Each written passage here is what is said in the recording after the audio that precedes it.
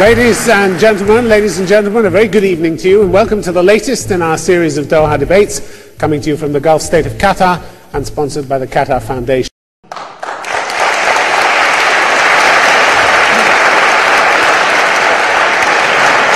So now let me first ask Obaida Hanas to speak for the motion. Thank you, Tim. For 11 years, we had to put up with a president whose only qualification was that he was the son of a dictator who crushed our society, liberty and rights for 30 years. Many Syrians believed that the international community was implicit in the smooth power transition back in 2000. Or let me put it this way, the passover of a republic from a father to his son.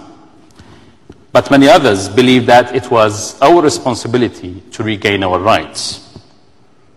Modernity, economic development, stability, etc. were all used along the way to justify Bashar's rule. But after another lost decade on all these fronts, the Syrian people, who got nothing in return for their silence, but more detentions, torture and killings, took the lead and revolted against one of the worst tyrannies in the region. They exposed a once called Western educated doctor for what he is, a butcher willing to do anything to remain in power. When a ruler faces protests as wide and painful as the Syrian revolution, this is a cry for help. Have you asked yourselves why people are willing to go out and protest every day and die in front of tanks and refuse to go back home before their demands are met? What kind of life do they lead under such a regime? 5,000 heroes fell over the last 8 months. 40,000 were wounded, 35,000 were detained. How many more of us should Bashar al-Assad kill before he goes? If you think he can still stay after all this, then try to convince the mothers of 300 killed children. No throne in the world is worth the life of civilians. I think Bashar al-Assad must resign immediately. Obaida Nahas, thank you very much indeed. You say Syrians took the lead and revolted. How many Syrians? 1% of the population, perhaps? Tiny percentage there. 150,000 people, maybe, in all. What about the others? Don't they have a say, the majority? Of course they have a say. He still has strong support in the country? Well, they don't have the means to have their say. That's the problem. If this regime... But they are having their say. They're turning out in demonstrations pretty frequently to support him. Well, we believe these demonstrations are not true. They are forced to go out. They have to go out from their schools. They can't all be forced to go out. I mean, even the American Council on Foreign Relations says he still commands a strong and loyal army, enjoys support from the business elite in Syria's 2 largest cities, in Damascus and Aleppo, also retains the support of many, especially the minorities, who fear what will happen if he goes. That's quite a lot of support in the country. No, it's not. You're calling gaily for his overthrow? If he's so confident, why doesn't he open up and have free elections? It's very easy. He can open up and have free elections. He can actually accept observers to come in, accept the free media to go in. Why isn't he not doing so? He's hiding something. You think seriously that the day Assad steps down, which is what you're recommending, that some kinder, gentler figure is going to emerge from the wings, who's going to respect human rights suddenly, who's going to give the people all they've been looking for, the freedom? Do you really think that's in the wings? Doesn't look like it, does it? This is the end of Superman, hero figures. Yeah, but if you get something worse than Superman, what if you get something worse than Superman? No, anything will be better than this. Why should anything? It could be worse. No, it's not. How do you know? How do you know? Because so far, for 8 months, he's been pushing people into the direction of civil war, and they have refused to do so. We're already seeing the Free Syrian Army posting forced confessions on the internet from captured security officers. Are these the kind of people you want to take Assad's place? No, the Free Syrian Army are people who defected from his army, and they had to obey, they disobeyed the orders. Mounting sectarian retribution, that's what we're seeing already, according to international observers. That's what you want? That's the future? We never experienced sectarianism in Syria before Assad. So Syrian society has always been united. It has always been open. We don't have a problem with Bashar because of his background or because of his ideology. Right. We have a problem because of his actions. Okay, Abeda Nahas, thank you very much indeed. Now let me ask Amar Wakaf to speak against the motion, please. Okay, good evening to you all. I'm going to start by a piece of news that may be shocking to some of you. President Bashar al-Assad still enjoys the support of the majority of Syrians. I like to call them the tacit majority, a majority from whom or about whom we hear very little. If anyone is interested in a proof, the proof is already there. It's not very hard to find. The president is still in office. His government, unlike what happened in many places in the region, is still intact. Its institutions are still functioning effectively, whether civil or military. In other words, I believe that had the Syrian people really wanted President Assad out of the office, he would have gone by now, long time ago. Now, to elaborate more about this notion of tacit majority, it does not only consist of die-hard supporters of President Assad and his policies. It also consists of people who are not particularly affiliated with any political program or do not have a political preference at all. It may also consist of people who actually oppose President Assad on this or that subject, or perhaps don't like him for all subjective reasons of some sort. But they do not like what is being offered to them, and that makes them de facto supporters of President Assad. Now, this tacit majority, who I have the honor to represent this evening, do not want President Assad to resign. Reasons can be summarized in three, among any others really, but I'm going to focus on three this evening. A, this tacit majority does not feel secure about Syria or the future of Syria without him being around. B, the majority of Syrians are not very sure about the agenda that is being put on table. Are we serving interests of international and regional nature, or are we serving the Syrian and national domestic interests? And third, speaking about reform, we need a strong government that is independent of regional influence in order to have a sustainable reform. We just do not want any change. We want a sustainable reform that can go for years and years to come. That's all I have to say. Amar Wakaf, thank you very much indeed. If they wanted him to go, he would have gone by now. You seem to pay no attention to the massive catalogue of human rights abuses that these Syrians have suffered over the years. A security network that has violated their civil and political rights, arrested political and human rights activists left, right and centre. You think they're in a condition to speak their mind freely, apart from the brave few who go on the streets? What do you think? Syrians conduct their business any different from any other region, country in the region? It's all the same here. We conduct our business somehow that is not very democratic. But that is violating, as Human Rights Watch's report for last year said, the civil and political rights. Security agencies detaining people without arrest warrants, without giving information where they are. Having lived in England for about 7 years, I do know that it's not very shiny out there. But, defragmenting... It's a little more than not very shiny out there. Well, I'm going to give you on that one. If you call a massive human rights violation not very shiny, it's a little bit more than that, isn't it? Well, are you denying that torture takes place on a regular basis? No, not at all, not at all. I mean, I know. And you still think this is the best man for the job? Well, is it about the man, or is it about the regime, the system? Well, our motion is certainly about the man. This House believes President Assad must resign. Or maybe you want to go over to that side of the argument. No, not at all. But I do believe that the regime is about hundreds of thousands of employees who have conducted their business in a certain way for over decades. And changing that is not about changing the person who sits on top of that regime, is it? It's getting rid of some... Well, the buck stops with him, doesn't it? No, it doesn't. Why not? It may get worse. He's the man. He's the president. You're saying he's not in charge. Yes, he is in charge, and he is the most capable person of changing that regime. And what his army and his security services are doing, he's shown no desire to change anything. He promised change from the day he came into office. It's not his army and his security forces. It's Syria's army and Syria's security and he's not the Syrian president anymore. He is, and constitutionally he commands the loyalty of the army. So how come you're opening up a gap between him and the security service? You're saying he's not in charge of them? He has a constitutional privilege of commanding those people. He's the supreme commander. That's constitutional. It's not about his army, it's the Syria's army which he commands. All right, Amar Wakaf, thank you very much indeed. Thank you very much.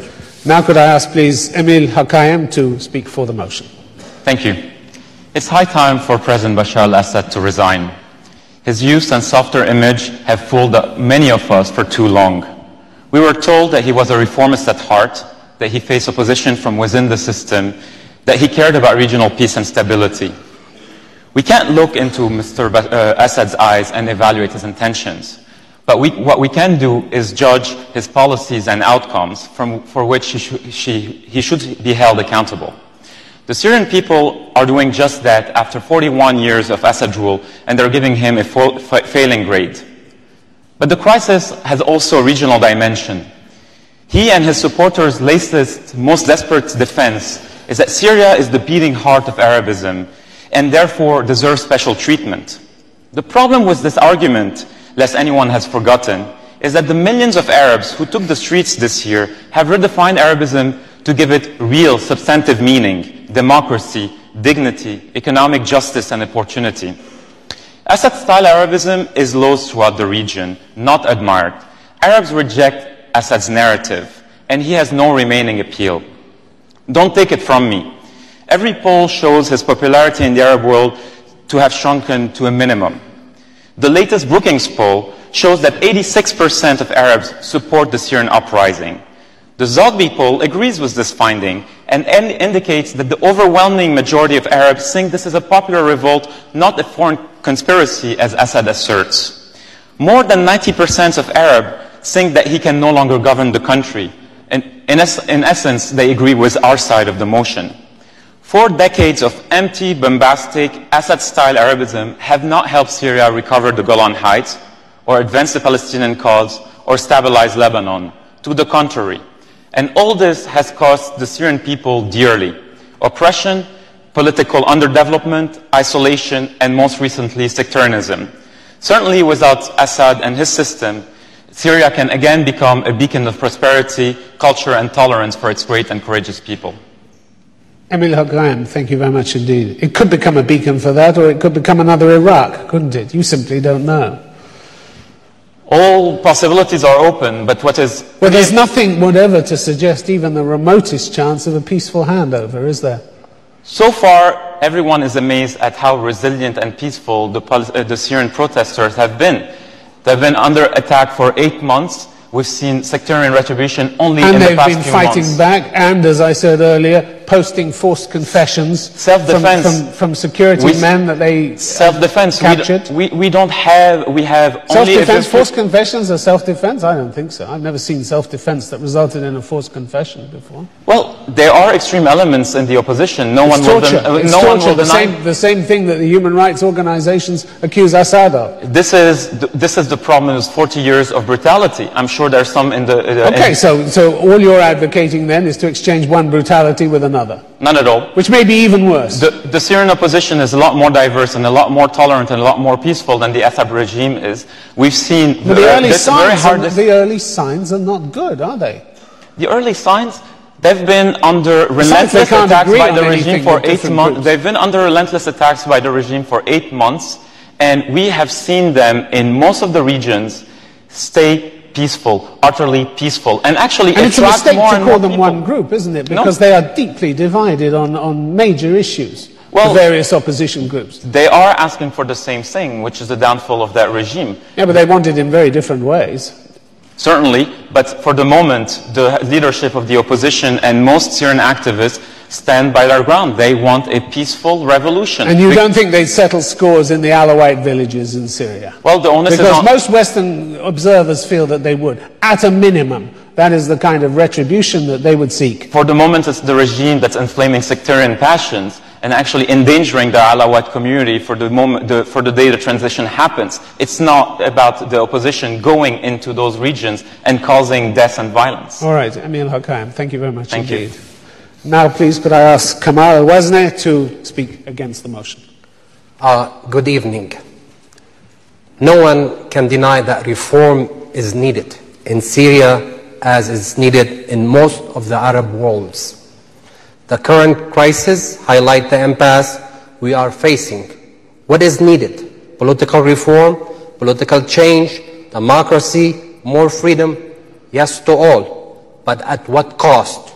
And to what extent we are pushing the country into the unknown. Today, the Arabs voted for sanction, economic sanction against Syria.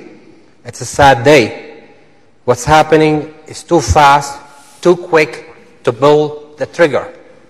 What do we want in Syria? Sectarian war? Rise to Islamic extremism?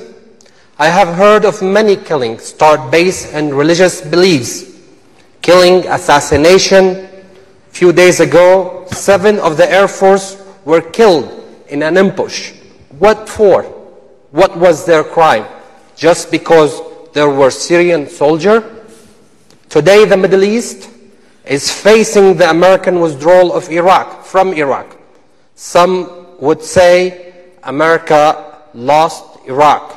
America got defeated in Iraq, and some US policymakers wondering of Syria becoming the locus of a new regional proxy war between Syria ally, Iran, and the other camp, Saudi Arabia and the Persian Gulf country, with the backing of the US.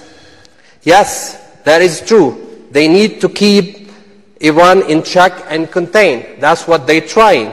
Syria today need help. Need reconciliation, not sanction. No sectarian war. No country should smuggle weapons into Syria so they can have sectarian war. Could you wrap up, please? The Arab gave the Israeli initiative time since 2002, and nothing happened. Why the rush today on Syria? For that, I am not for the motion that Assad at this time should resign. We need time and we need patience. Kamal Wasne, thank you very much. There may be no rush for you, but you're talking about a people who, with Assad's father, first of all, had between 10 and 40,000 people murdered by his security forces. Now his son, Bashar al-Assad, who's killed, according to the United Nations, more than 3,500 people, and you say there's no hurry. Easy for you to say. People might think very differently about that. Aren't they fed up with the killings? Well, obviously, killing is not a good thing for any system around the world. What do you mean it's not a good thing? It's not a parking offence, it is. What I mean, it doesn't get much worse than that, does it? Yes, it's very true. When you murder your own people, I mean, how much worse can it get? The killing is on both sides. The number that's saying 3,000, 3,500, there is killing, but not that number. There's about 800 people killed from the... How do you know? Because that's the regime version. Well, that's the regime. That's the regime version. Yes, it is the regime version, and the other numbers saying also... Why should they be believed? There's soldier been killed by what they call the opposition. Why should they believe? They've promised, everything that they promised has turned to dust, hasn't it? The promises that Assad made to the Arab League, one by one, have been shown to be false promises. He didn't deliver on any. The issue that I'm really worried about, I'm not talking about what I worry about is we see a sectarian war, a war that takes place like what happened. But you're still saying this man is the best man for his job. We lost 1 million persons in Iraq. I'm afraid that the situation in Syria could be like Iraq, and this will spill into Lebanon and other areas. So keep a guy, because of your fear, keep a guy we wanted a dialogue, we wanted a reconciliation, we want time. We cannot allow things to rush. Yes, there is a problem, but that problem cannot be addressed by smuggling more weapons, by killing, by continuing killing, and by the United States saying, don't drop your weapon, continue shooting at the civilians. Depends who's doing the killing. Well, both sides. There's killing on both sides. And I'm saying we need healing. We don't want more blood. 3,500 people. Yes, I'm saying we need more time to reconcile the differences. Let's stop the killing and start the healing. That's what we're looking for. No sign that anybody is going to reconcile any differences from the government. Thank you very much indeed. All right, ladies and gentlemen, we are going to take your questions now on the motion that this House believes President Assad must resign. Lady in the second row, I think you had your hand up first. Would you stand up and tell us where you're from, please? I'm from Hama. My question is to Mr. Ammar. You talked about the majority being in support of President Bashar al-Assad. Then why do you feel he needs to take such a drastic measure to stay in power? What drastic measure? Killings, Murders, Madam, I'm following afraid- people abroad. You know, madam, I'm afraid you don't understand what's going on. People are getting killed. And the army is not killing peaceful demonstrators. They are shooting back at people who are shooting at them. We have 1/3 of the casualties. That's not the UN version, is it? Well, I've seen funerals That's not the of so version many of any people. observers. Have you For how seen many funerals of army personnel? 122 votes in the General Assembly Yeah. calling for an end to the violence by the Syrian government. 122 votes. Do you know what the problem or, stumbling block behind any Security Council resolution? It was because the West never wanted to agree that there were counter-violence rather than violence. Oh, so this is political. No, it's not political. It's just about people are getting killed Even and you nobody said, is even you admitting- said, I think the phrase was, it's not that shiny over there. No, It's a it's lot not. of people being No, it's- killed in a not very shiny way, I think. No, it's over not. there, It's not isn't it? shiny at all. But we are at war with some people who are back from the outside, who are promoted from the outside. Let's let the questioner come back. So is this the same way that Hafiz al-Assad killed 10 to 40,000 people in Hama? Were they all armed, firing back? Wouldn't you say he was in this sense defending his position and wanting to stay in power the same way his son now is doing the same thing in Homs and Hama and Dar'a? Yeah, What's your response to that? First of all, I do appreciate that you are from Hama. But unfortunately for you, President Assad didn't kill 10,000 people in Hama. I disagree with the number in itself. Why? But I he have a didn't book- kill I have a them book just here, out of the... a book here where the author I was disagree with the number. persecuted. There are no official accounts, obviously. But The I know that Syrian people Human were Rights killed in Committee Hama. is not official? And Hama was destroyed. Yes. But did that happen out of the blue? Do you think people in Hama were killing other people? Do you think that was about stopping a But civil Sudan, war Muslim that could have Brotherhood killed 10 a times few more people, and that Syrians? gives him the right to go into a whole city and destroy it? You know, madam, that civil war that was planned could have killed 100 times more Syrians. You know, what are we talking about planned here? civil war? What? What planned civil war? The civil war that was planned to Syria to happen just like what happened in Lebanon. You know, it's Okay. about sectarian elimination. I'm going to bring Emil Why is Hokayan. everybody not understanding? Emil Hokayan. It's a bit disingenuous first to blame all this on a grand Western conspiracy. I mean, if we remember well, Secretary Clinton and Senator John Kerry were talking about Bashar al-Assad as a reformist in March, April, May, and later. And actually, the U.S. was late to come to realize how bad the situation was and that it needed to shift its position. The second thing is that back in '82, it took several weeks, if not months, for us to realize what was happening in Hama. Today, it's streaming live. We have actually videos, we have testimonies coming to us every day that show the extent of the brutality. In fact, there's also Syrian soldiers serving in the army that is loyal to Bashar al-Assad who take pictures of them torturing others and selling them and broadcasting their brutality in an effort to terrorize the population. But the brutality is not on one side, is it? I mean, there have already been Western reports. For several months, it was only on one side. No one is going to deny that the opposition, that within the opposition, there are radical elements that are using also condemnable violence. But it is not, you cannot compare the scale. And you condemn them too. It is, of these people who you want to take over from Assad. No one is going to condone such brutality. But it's still localized. The scale doesn't compare. Most of the violence is regime instigated. And I apologize. Okay, all right. I'm going to let Kamal Wesley come in on this. Look, we're here not to prosecute what happened in '82. We're looking at what's happening right now, and we're looking at the map of the Middle East, what will emerge after what is taking place in Syria. What is taking place in Syria is really not about Syria. What is taking place in Syria, it's a new map is being drawn for the Middle East.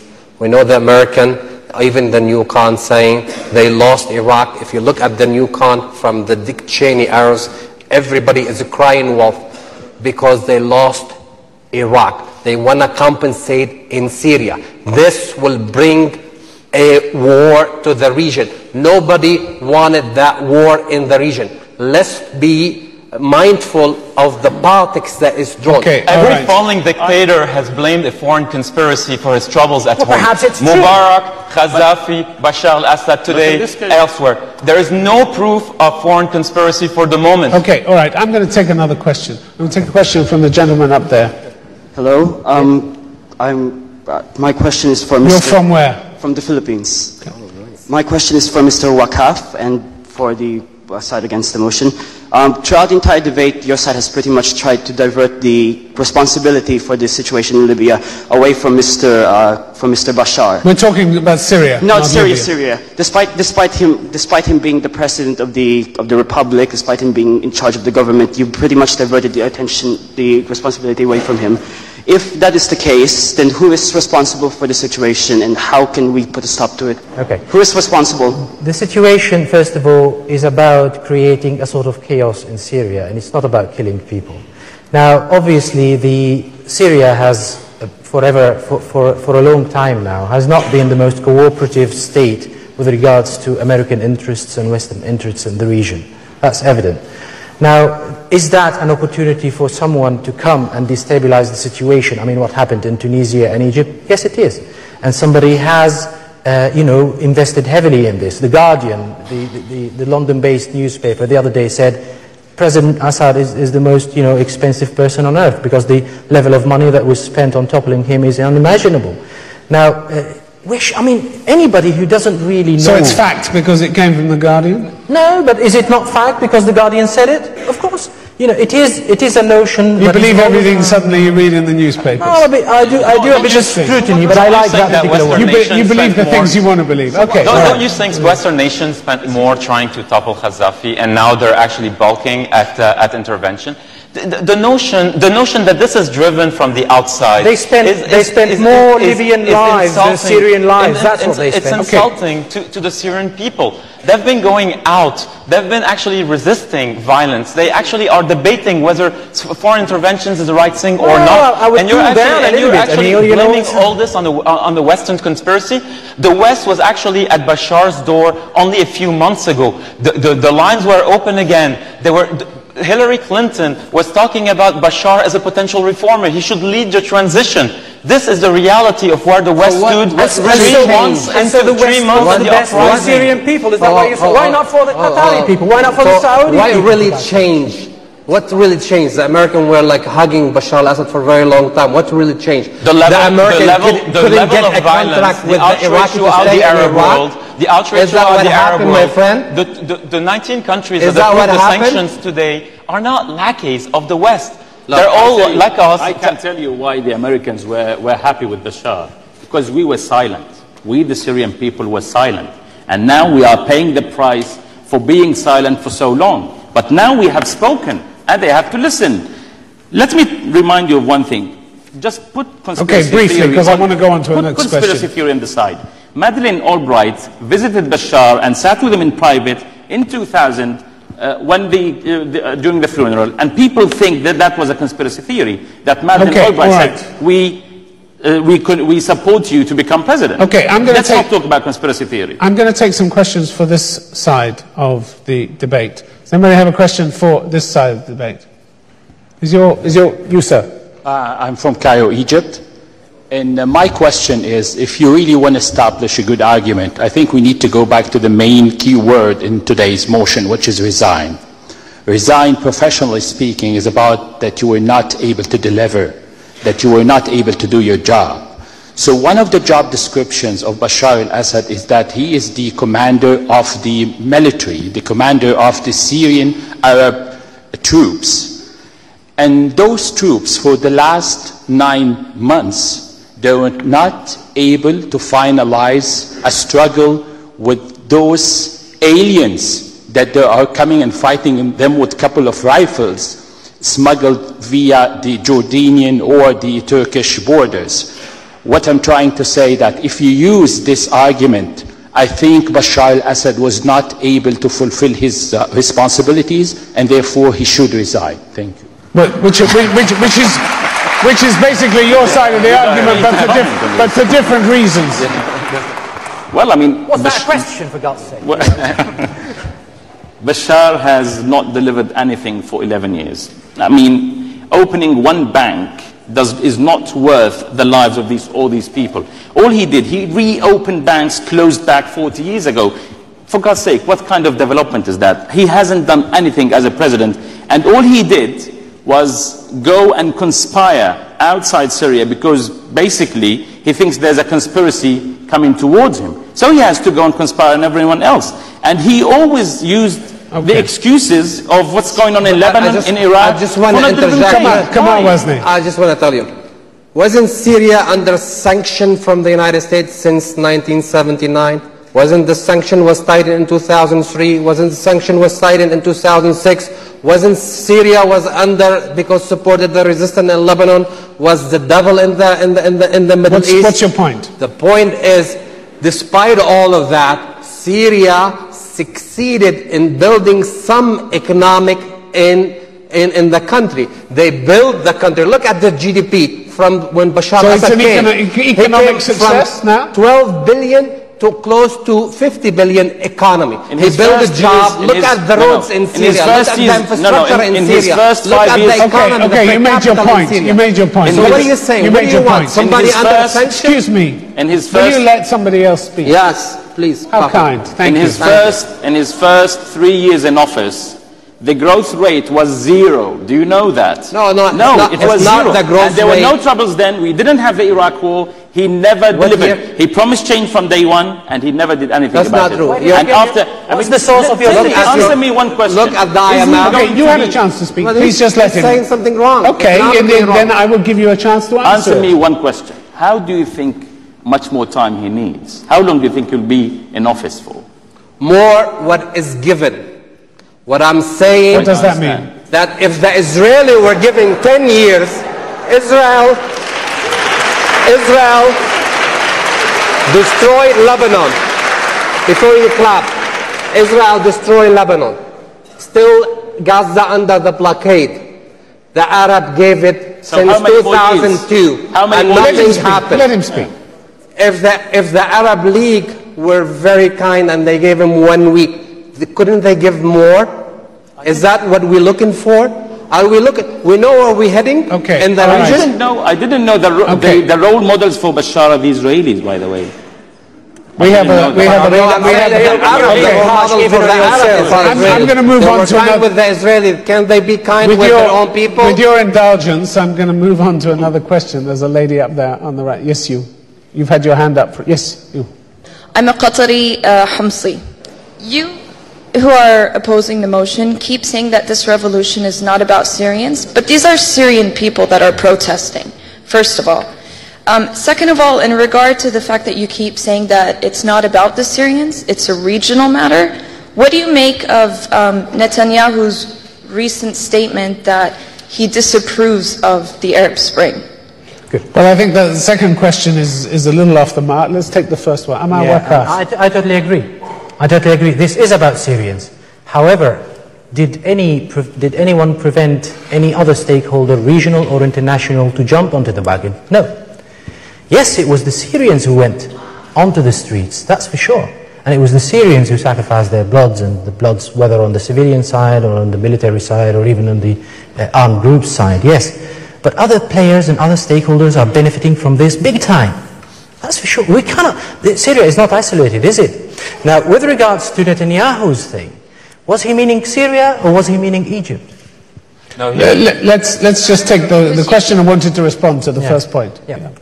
Well, what do you make of the videos of Bashar's forces torturing protesters, making them kiss Bashar's picture, and telling them there is no God but Bashar and there is no God but Mahir? Do you think this is about the Syrian people? Do you think anyone in Syria can get his hands? Don't you believe that the Syrian people deserve better than that? Do you think anyone in Syria or any person in Syria can get his hands on a pair of military outfit? Of course they can. That's absurd to even assume that. Why do you think it's absurd? Why do you think it was not in a country that has the most powerful security apparatus? I don't believe it's easy to just How can you authenticize all the videos that are there as being true? Sorry? So how can you do the same with the other videos? How can you be sure that that video is true? That's the question he's asking. Yeah, and it's genuine. How do you think? Be sure that video is not true? I see a man being abused the video's and told to kiss Bashar al-Assad's picture. The same applies to the ambush you were talking about in Banyas. It happened. If we start down this line, then there's nothing true in Syria. I went to Syria back in July. Let him speak. We are ending up with 5,000 people losing their lives, including soldiers who were shot in the back for disobeying orders of killing civilians. I have to disagree. Our fallen heroes. I went to Syria in July and I crossed Banyas. And on those bridges where the ambush took place, there are still, and I think until now, gun posts made by the army so that this thing that happened does not repeat again. Now, saying that the army is not attacked is basically, not believing all the funerals you say on television. These are official funerals by their comrades. They're taken, wrapped in the Syrian flag, and they're taken to their mosque, sometimes with not a full body. Okay, you're not happy. I'm not happy at all. There are dead bodies. There are children with nail bombs in their bodies. Can you explain to me how my family's neighbors in Syria received a dead body with nails drilled into their body, with their nose cut off, with their I have more than 50 relatives in Homs, madam. Sorry? I have more than 50 relatives in Homs. And they have been under threat from the armed groups from day one. Okay, my family has also been under threat from armed groups which were released by prisons by your regime. Why do you think to they were cause released by the prison? havoc, to show the people that without the regime there will be conflict, there will be sectarian war, there will be civil war. So these prisons were freed. These prisoners were told to go and create havoc. Sectarian my family chants were also heard threatened in by Banyas those. from the first But I Friday. guarantee you, these No, please speak at once, please. I guarantee you, these armed groups are not the same people that returned my neighbor's dead body. Okay, let him reply to that. Sectarian chants were heard in Banyas on March the 18th, the first Friday of the so-called revolution. And it was not Bashar al-Assad people who chanted them. Okay. Sectarian issues are there, and they are stirred, I believe, by outsiders. And some people in Syria are falling for that. This is a Syrian revolution, and it's insulting to keep insisting that this is an outside revolution. Okay, there is a Syrian element, but it's not like that. Thank you very much.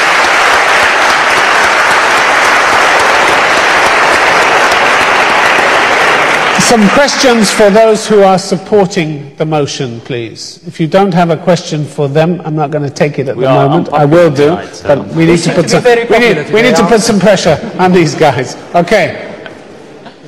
Do you have a question for these? Yes, I do. Okay. As we can see, there's support on both sides in whether he should resign or whether he should not resign.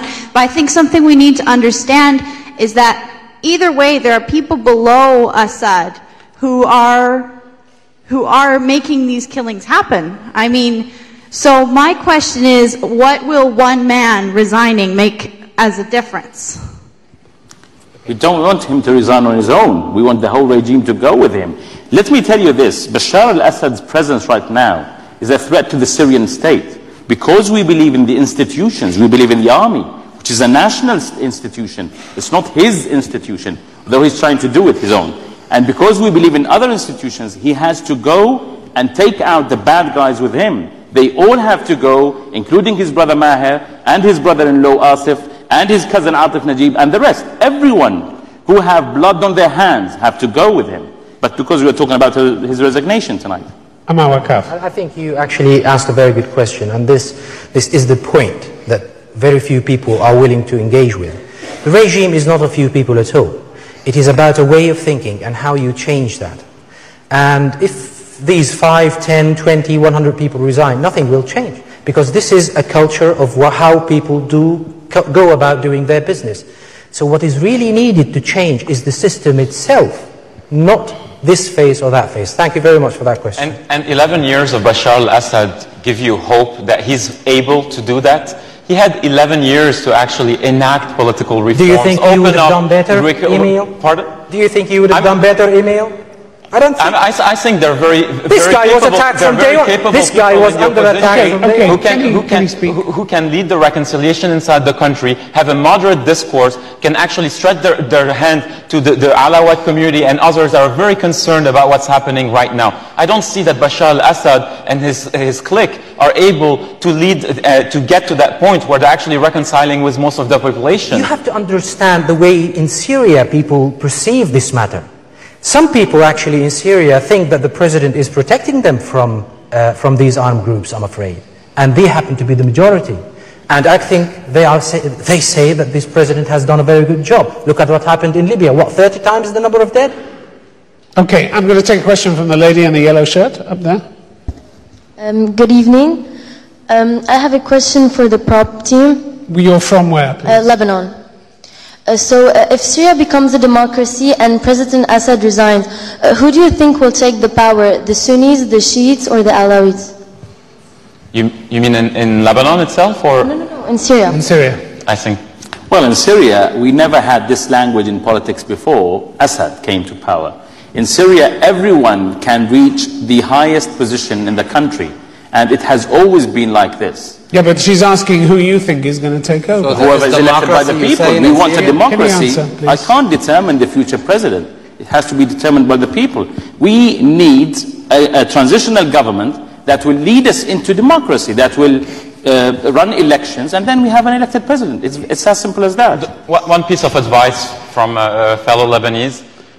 Syrians, don't replicate the Lebanese system. Work on a national identity. Reconcile. Don't divide jobs depending on sex. That's the way forward. And excuse me, I just have one more question. What do you how will this affect the countries around Syria? Like if he doesn't resign? If he doesn't, or if he does resign? No, excuse me, if he does resign. If he does resign, believe me, it's going to be a peaceful region. I'm telling you, especially in Lebanon. Come on, no, I've heard that this will have a big impact on Lebanon. And just because the Syrians want him to leave, that doesn't mean that other countries have to be inflicted in a war, let's say, if they didn't agree with what the citizens want. I just want to know if this has an impact, because here we're saying that this will have an impact on the countries like Lebanon, for example, and you're saying that would be extremely peaceful. Okay, Kamal Wasney, do you want to have a... Yes, I think the future, if this situation go into this chaos, is going to go into very bleak. We're looking at a situation similar to Afghanistan in Syria. I think the situation, if a sectarian war, will spill to Lebanon and to the region, and nobody can stop it. And I don't think those people who supplying weapons to Hamas from Lebanon can expect another, no reward for their action. You sound like someone who has information on what's being planned if Bashar goes. Yes. I have seen it. I have seen it, my friend. Who's planning No. I have seen it in Afghanistan, what happened to it. I seen people in Iraq, how they get killed. I seen how people destroy. I see what happened in Afghanistan. By the way, the only foreign intervention we have in Syria today is the Iranian intervention. Are you hinting at that? What? Are you hinting at the Iranians trying to create some trouble in Syria? I just want an answer for that. No, it's not the Iranian trying to create trouble, but I think other Persian Gulf are afraid of the Iranian influence in the region. And they are afraid of that road connection between Iran, Iraq, Syria, Lebanon, because they think this will destabilize the region. Okay, all right. I'm going to take a question from the lady in the front row. Hello, my name is Elena. I'm from New York City. In the event of Assad's resignation, what will be done to prevent the rise of Islamic fundamentalism in the event of a weak government? Amir Khakayam, would you like to take that? Well, one thing we've learned is that Islamist movements are best constrained when they're engaged, not when they're met with brutal force. You have to engage them, and they are a defining feature of Syrian society. The Assad regime tried to crush them in 1982, and they're still around. It shows that they're a legitimate actor. They have to be engaged, and they have also to understand that there are rules of the game, that there are minorities, there are others that are concerned about this. We have an example. In Tunisia, Al-Nahda. Al-Nahda elected more women than the liberal forces in October during the elections. Everybody was so worried that this would be a conservative, retrograde group. Well, it didn't happen. Islamist forces need to be tested. They have to be engaged and fought at the ballot box. Okay, before we come to the vote, I'm going to ask each of the speakers to crystallize their arguments in one sentence, and we're going to go round the table, and then we're going to vote. So, Abed, if you'd like to start. Just one sentence, please. I think the Syrian people deserve better than a bunch of guys who kill us because there are massacres everywhere else. Emil Hakayem. Bashar al-Assad has underperformed for 11 years. Why give him the benefit of the doubt?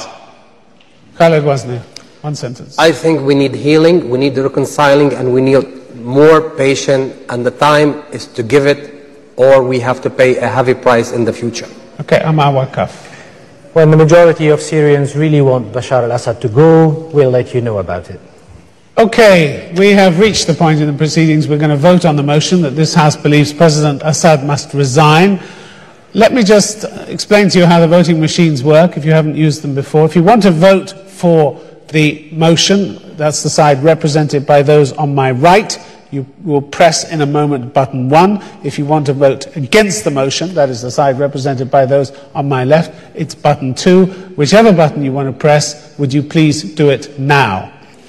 There is the vote. 91% for the motion, 9% against. The motion has been resoundingly carried, one of the largest majorities I think we've ever had in our 58-long series of the Doha Debates. So all I have to do is to thank our distinguished speakers. Thank you very much for coming. Thank you to you, the audience, for your questions. The Doha Debates will be back again in a month's time. Till then, from all of us on the team, have a safe journey home. Thanks for coming. Good night. Thank you.